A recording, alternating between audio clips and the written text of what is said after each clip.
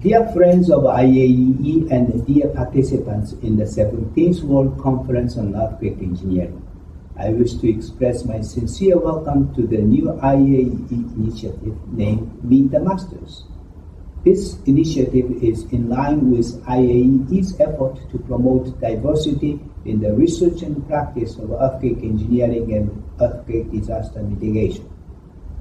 Here we try to connect legendary figures who have made outstanding contributions to the advancement of earthquake engineering with those who belong to the younger generations and will lead our disciplines now in the future. Meet the Masters are the video lectures featured with legendary figures in which we can listen most vividly to how they worked in various places and interact with the other people to lead their research and practice. This video lecture features Professor Luis Esteva of Autonomous National University of Mexico in Mexico. First, a close colleague of Professor Esteva, Professor David De Leon, will introduce Professor Esteva and give us a brief history of his major accomplishments. The introduction will be followed by Professor Esteva's unique video lecture, which he kindly prepared for this special occasion.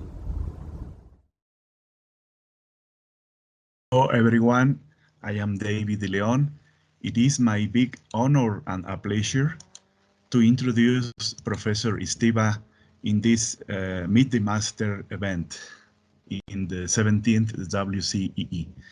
I would like to show you a few slides, and just to start, I would like to highlight the pioneering work by Professor Esteva.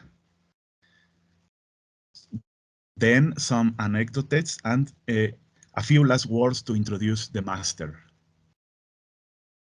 As I mentioned here, it is hard to review the progress of earthquake engineering without the name and the participation of Professor Esteva, particularly the treatment that he proposed to introduce uncertainties and the seismic hazard assessment.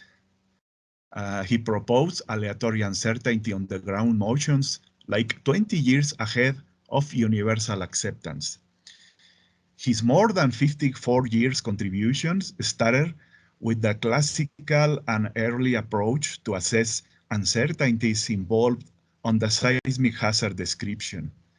And his emphasis on engineering decisions made him to propose concepts, criteria, and tools that constitutes the basis of the actual state of the art in the specialty.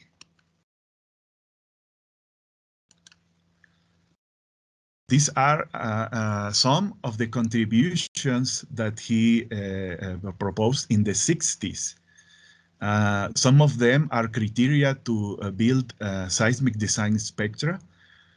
Others are some basis for decision making, especially on the basis of Bayesian statistics, and the development of seismic maps, including attenuation laws.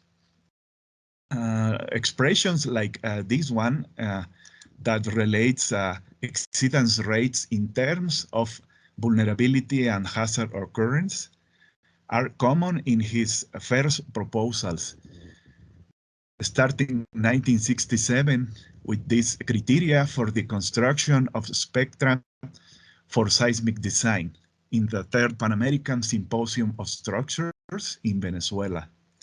But then later on, with his PhD thesis, Basis for the Formulation of Decisions on Seismic Design. He helped to develop a seismic design code, not just for Mexico, but for many other Latin American countries and some other countries in the world.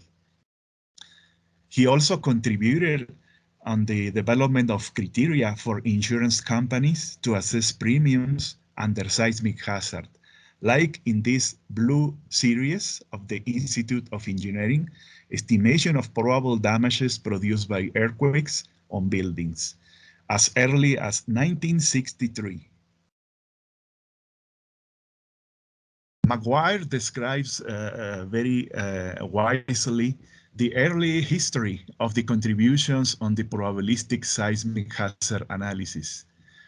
And the two persons that develop this early history mainly are Professor Esteva and Professor Cornell, one of his closest friends. They developed and the basis of this seismic hazard assessment independently, but then later on they interchanged ideas, especially when Professor Esteva had a semester stay with him in 1969. Then he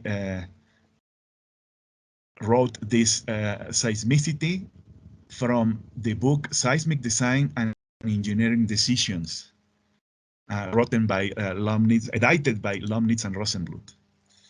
And then this other chapter book, Design General, from the book Design of Earthquake-Resistant Structures by Emily Rosenbluth. And this is one of the expressions that he proposed to assess not just the damage level, but also the cost of damage. And these tools are currently used frequently. These expressions are the basis to make optimization. Nu is the annual rate of occurrence, delta is the damage function, and CO the initial cost. As Professor Miranda says, everyone in the field should read the book chapter Design by Professor Esteva. And this is because it contains many ideas and proposals to make sound designs and to develop research on the challenges that at that time and now intend to contribute on the objectives-based design, or as is known now, as performance-based design.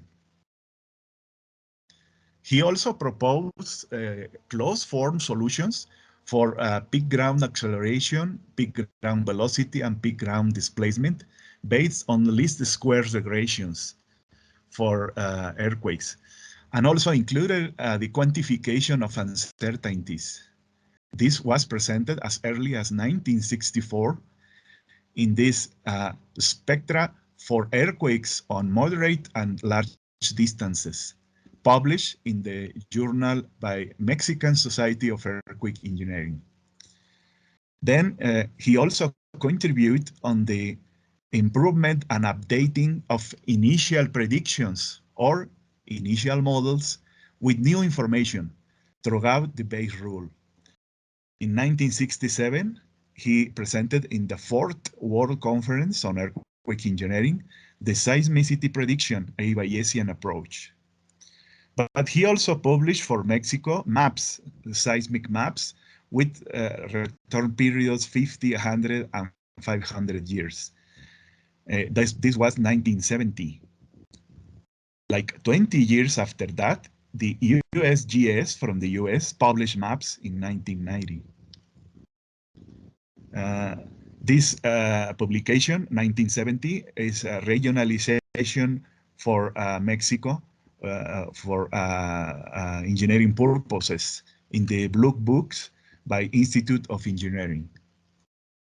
In the topic of life cycle optimization, he produced as example this life cycle analysis, life cycle optimization, and reliability and optimization. He used to work and propose functions not just for vulnerability and reliability, but also for cost and utility functions. His participation on the World Conference on Earthquake Engineering is in almost all the conferences.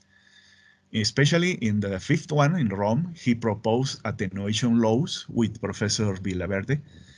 And in the 6th one in New Delhi, he wrote on microzoning models and reality. On optimum design and reliability, he has also many contributions, working with reliability functions, seismicity, seismic vulnerability, etc. He is a peer reviewer on many journals, famous journals, which show the state of the art on earthquake engineering.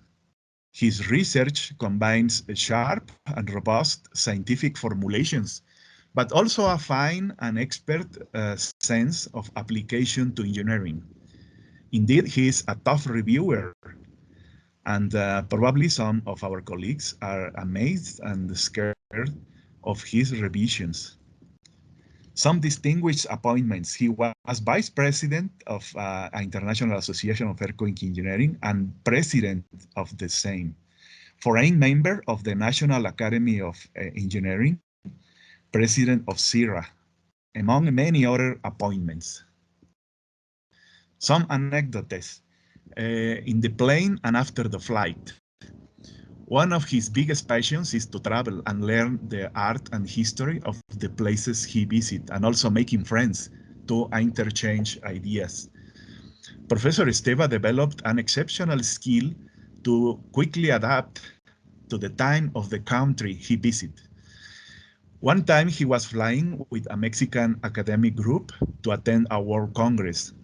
While he was in the plane, the rest of the group was sleeping in the travel, but he was reading and writing notes with his individual light on.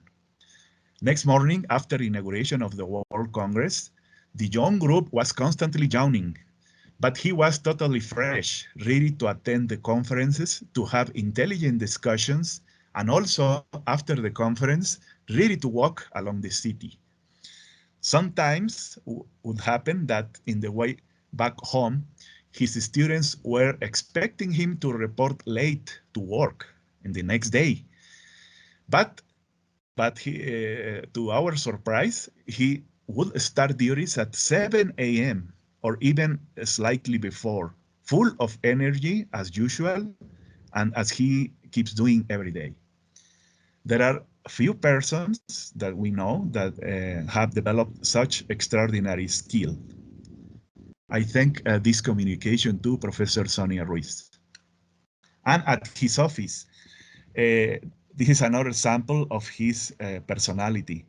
He has a discipline, devotion, and passion for the work developed on his long and intense work periods. After those, instead of procuring a well-deserved rest, he will keep working at home. And even in the sickness, he used to express that he was sad because he had to work with a lower productivity rate. And sometimes on Mondays, he used to say, unfortunately, last weekend, I could not do any progress on my work.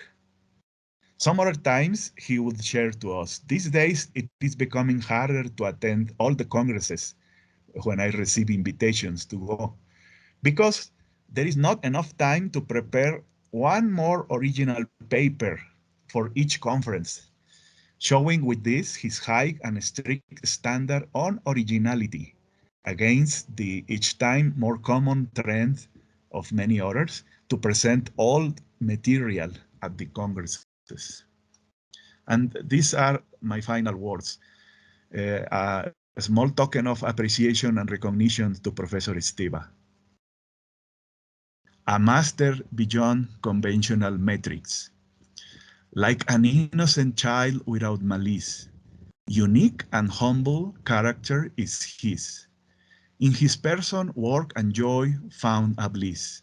Seismic safety for all human being. Example of a mystical delight. Science and engineering fill his life. The research brings him ecstasy and light. Egregious, his decency is his might. Vibrating integrity, unselfish will. A powerful motivation drives him. Making seismic engineering is his thrill, a goal that with passion he wants to fulfill. Recognition has not always been so clear. At times, the citations fail to the truth unveiled. But he never claims, he never appeals. On top of modesty, a wise man to meet. This master, the typical metrics exceeds. Once you met him, a new sky you will see. Thank you, Professor Esteva, for everything.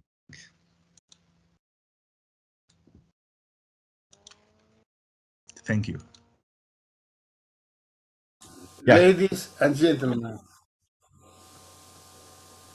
colleagues and friends, thank you for your company in this session, where I will make a brief presentation of a book I wrote on topics related to trends and challenges in earthquake engineering, which I wrote in response to the kind invitation that I received from Professor Masayoshi Nakashima, current president of the International Association for Earthquake Engineering and chairman of the organizing committee of this conference.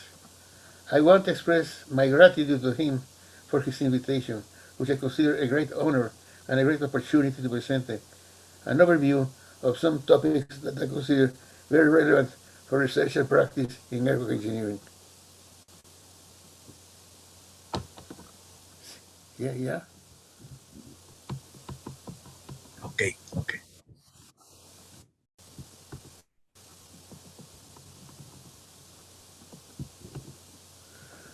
Well, I'll start with the presentation. Trends and challenges of optimal performance-based earthquake-resistant design criteria for buildings. Oop. Well, I start with a compact index. Uh, the book contains the following sections: Introduction and Scope, Seismic Performance of Buildings, Lesson Learned, Earthquake-Resistant Design Criteria for Buildings, Current Challenges and Trends, Performance-Based Seismic Design Criteria, Seismic Risk Reduction Programs, and then concluding remarks. The section on Introduction and Scope. Well, the simultaneous objectives of performance-based seismic design criteria are optimum utility solutions within a life cycle context, socially acceptable expected damage and risk levels, quantitative probabilistic models of seismic hazard, and accounting for significant statistical epistemic uncertainties. The section or the chapter on seismic performance of buildings. I started with lessons learned from earthquakes. Well, significant advances during the last decades in the basic approaches, control structure and reduction systems, and computational tools applicable in the practice of earthquake engineering. However, seismic-induced disasters continue to occur in important urban areas throughout the world. This is true even for regions that count with modern technology and wide economic resources. Well, what are the sources of unforeseen risk? First, deficient estimation of seismic hazard by the engineering community or by normative groups. Hazard estimates based on very small statistical samples of the activities of potential seismic sources near a site. Lack of consciousness or information about the possible influence of local soil conditions. Non-engineered constructions are built in accordance with obsolete or inadequately applied building codes. Continue with the sources of unforeseen risk. Observations about the performance of constructions during recent earthquakes, even for structures designed and built in accordance with the state-of-the-knowledge seismic design norms. The influence of damage accumulation on the life cycle reliability function for the system of enters is often ignored. Now, about performance-based design. Basic concepts. Well, I have 2 slides about this. Seismic hazard assessment, refined and approximate methods for the estimation of seismic vulnerability functions for single and multi-component seismic excitations, including the influence of stiffness and strength in plan eccentricities. Influence of irregularities along the height of the system, and dual systems with frames and shear walls. And then continue with the basic concepts: influence of initial damage, non-symmetric shear distortion functions, actions to ensure ductile system behavior, damage location control, life cycle optimization, and passing from research results to practically applicable design criteria and algorithms. Well, then we have to face some challenges for seismic hazard and risk assessment. Well, about what can we say about information and models?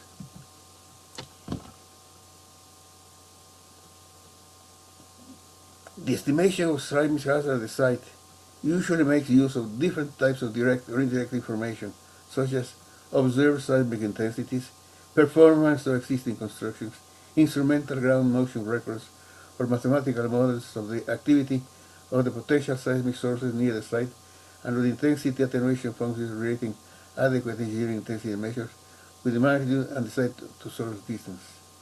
In many cases, the available information may be either inadequate or insufficient. The sureness of the time recovered by that information is usually a significant source of uncertainty, affecting the quantitative estimates of seismic hazard. And a description of a few experiences related to underestimating of these estimates is presented in this book. This is a graph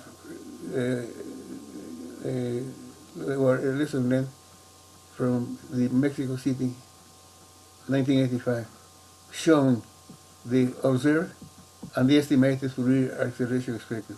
And it is very clear that in September 1985, which has been the most exhaustive earthquake in Mexico City during the last decade. Now, the continuous curve represents the Fourier acceleration spectrum obtained for direct information obtained during the recorded accelegrams in this earthquake, and the line segments show the estimations based on available intensity attenuation functions. So you can see that there is an underestimate of hazard using these previous. Now, main reasons for development of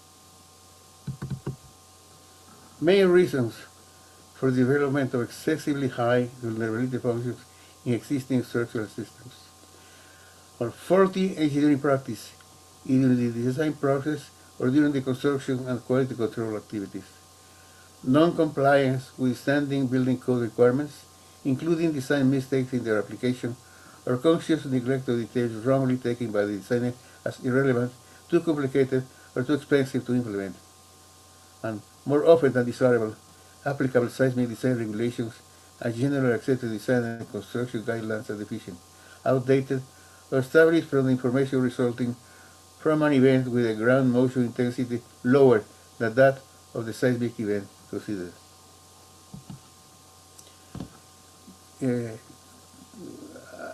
More reasons. Observations about the performance of urban constructions during moderate and high-intensity earthquakes have taught many lessons, disclosing or stressing the influence on that of the mistakes and deficiencies mentioned in the preceding slides. Some illustrations about them are presented in the following. Most of the material presented corresponds to observations about the seismic performance of construction in Mexico, because it was readily available to the author. However, it is representative of typical observations made at very different sites around the world. Well, one reason, pronounced asymmetry of stiffness. This is a case of a building in Mexico City in 1985.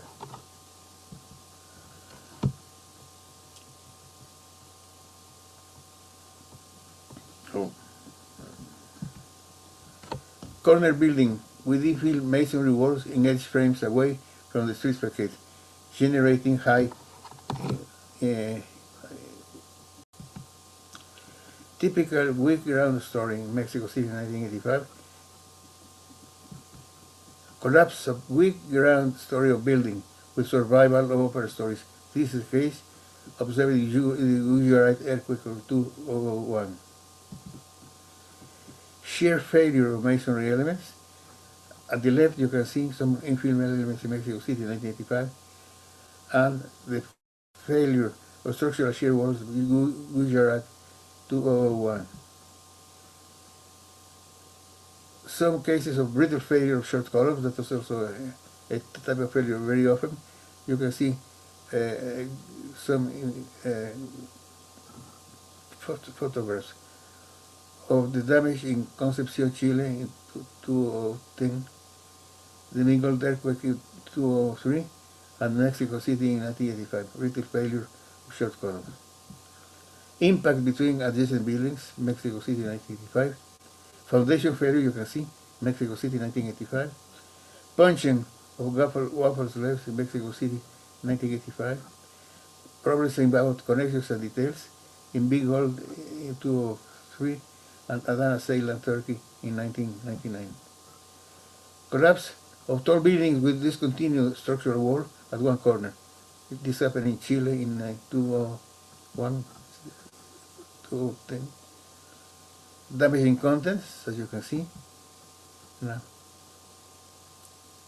about the current trends and challenges in the earthquake resistant design criteria for buildings. During the last decades, the available of powerful computer tools for the non-linear dynamic response analysis of complex historical systems, as well as the experiences derived from the observations about the seismic performance of the structures, have fostered the development of an approach to earthquake engineering based on the achievement of specified expected performance targets. This approach has replaced the former one based on the compliance with lateral strength and stiffness requirements. Well, these are the essential concepts of performance-based design. As you can see, this is the proposal of FEMA about how to define the performance levels. You see a graph out in the abscissa are the lateral deformation and the ordinate the base shear, and you can see that the state of the cost and the downtime days, which is the days that the system has to be used for the replacement, as shown in this graph. And second is also a graph showing concepts ordinarily applied to define the relation between the earthquake design level and the preferred earthquake performance level. Now, some words about performance-based seismic design criteria. Have to uniflectra, development and calibration of consistent reliability, practically applicable seismic analysis and design criteria, design format and parameters, and repair and maintenance strategies. Performance objectives and indicators. In order to maintain the resulting vulnerability levels within acceptable limits, specified design criteria, as well as maintenance and rehabilitation policies, must lead to the optimal solution that keeps failure probabilities within proposed acceptable levels. According to this approach, it is convenient to express the objectives of performance design criteria in terms of the following quantitative indicators. First, system reliability, that's probability of survival for an earthquake intensity corresponding to a given return interval. System reliability within a given lifetime interval, taking into account the influence of damage accumulation, consider maintenance, that is, repair actions. And lifetime expected performance corresponding to the maximum utility function associated with a specified value of the lifetime system reliability. Well, this is, for instance, a universal hazard spectrum for Mexico City For seismic intensity correspond to return intervals of 125 years and proposed design spectrum. For site where with solid ground with a dominant natural period of the soil formation of about 2 seconds.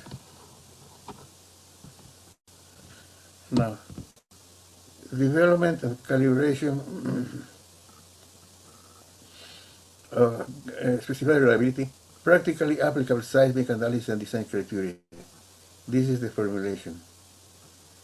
Performance-based seismic design criteria are focused on the control of the maximum values reached by specific quantitative indicators of structural response demands, such as peak lateral distortion amplitudes, dissipated energy, or low cycle fatigue indexes. Because of the uncertainties that affect them, these indicators can only be controlled within a probabilistic concept. This calls the attention to the importance of developing rational criteria to account for these uncertainties in the formulation and calibration of practically oriented methods and algorithms for seismic analysis and design. For instance, the results presented in the previous figures should be transformed into explicit functions expressing the value of the lateral shear required to attain specified value beta, or the earthquake engineering for the beta, the Cornell reliability index. For earthquake intensity SA corresponds to a given return intervals.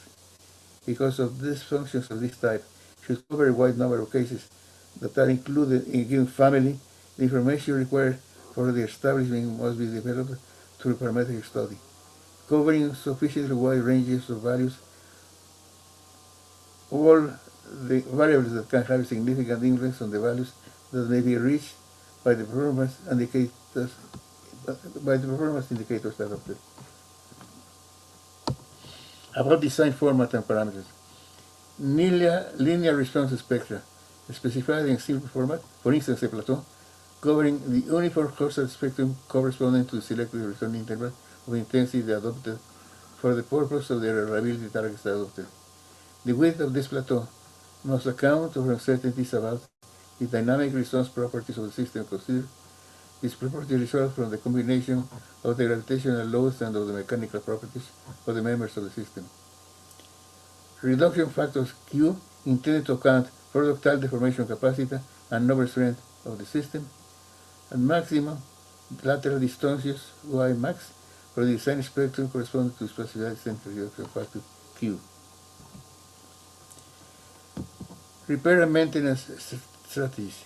In order to comply with expected performance objectives adopted, it is necessary to apply repair and maintenance strategies oriented to keeping the system reliability levels and expected economic losses within acceptable limits during given lifetime interval.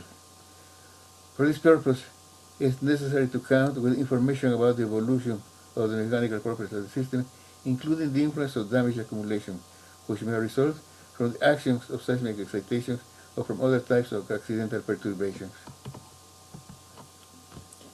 Continuing with the repair and maintenance strategies, structural health monitoring methods are very useful for the generation of relevant information about the mechanical properties of the structural system at any instant. Therefore, their application can serve to provide very significant information about the vulnerability function of the system after it responds to a high-intensity event capable of generating significant damage.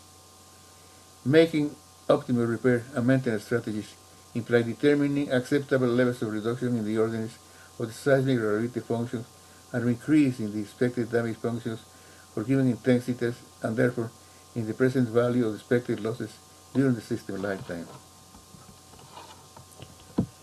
Now, talking about seismic risk reduction programs. These imply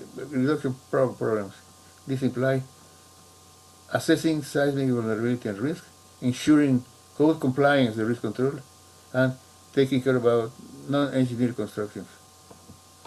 What hazard, what risk do they represent? Well, some concluding remarks. I think that great improvements we have observed in our understanding of the sources of seismic hazard, of the processes of earthquake engineering and propagation, on the cyclic behavior structural members and systems that determine the dynamic response of global non-linear systems to high-intensity seismic expectations. The development of complex and powerful mathematical models and computational tools to apply this knowledge. But there are still some significant limitations and challenges, such as failure to identify in advance previously ignored potential sources of seismic hazard and risk, need to devote enough resources to produce simple to apply engineering design criteria and tools aimed at attaining previously specified reliability and expected performance targets, and create enough conscience about the engineering community about the need to understand the uncertainties that lie beyond the simplified methods ordinarily applied in the practice of earthquake engineering. Well, thank you very much for your attention.